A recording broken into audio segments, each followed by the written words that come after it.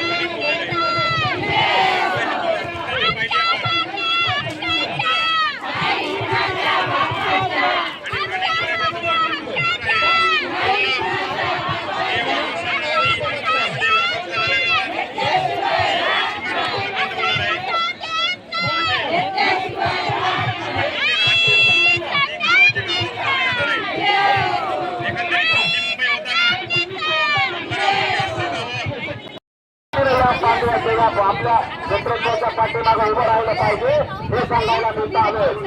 या माध्यमातून आम्हाला कुठलं राजकारण करायचं नाही. आता मनोज दादा स्वतः दीपक भाऊला बोलले, त्यांच्या पद्धतीची विचारपूस केली आणि मनोज दादांनी सांगितलं, दीपक भाऊ आम्ही तुमच्या सोबत आहोत.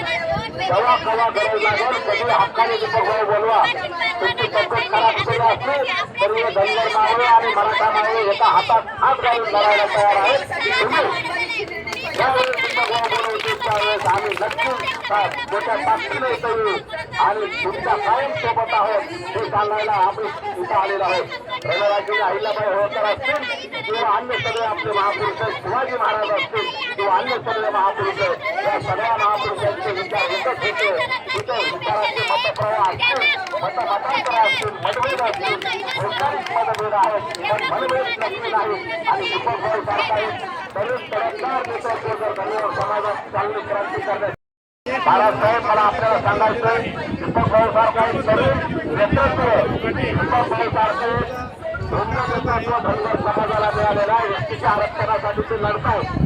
ठीक आहे, ओबीसीतलं तुमचं आरक्षण असेल, मराठा ओबीसीचा काही संघर्ष असेल तर ते वेगळ्या ठिकाणी असेल, परंतु ज्या वेळेस धनगर समाजाच्या आरक्षणाचा प्रश्न ऐकून एसटीच्या आरक्षणाचा प्रश्न येईल, दीपक भाऊ मी असेल, मराठा असेल, आम्ही सगळेजण तुमच्या सोबत आहोत हा विचार द्यायला आम्ही इथं आलेलो आहोत. आणि धनगर समाजाच्या आरक्षणासाठी मनोजदादांनी वेगळी भूमिका स्पष्ट केलेली आहे की आम्ही तुमच्या भावा म्हणून सोबत आहे. आणि गेल्या अनेक दिवसापासून बघतोय हे दीपक भाऊ अत्यंत तळमळीने लढतायत. पण आता जीव धोक्यात घातलाय. उपोषण गेल्या अनेक दिवसापासून सुरू आहे. मुंबईला मागच्या वेळेस आले होते, जालन्याला आंदोलन केलंय, पंढरपूरला आंदोलन केलंय. मला धनगर बांधवांना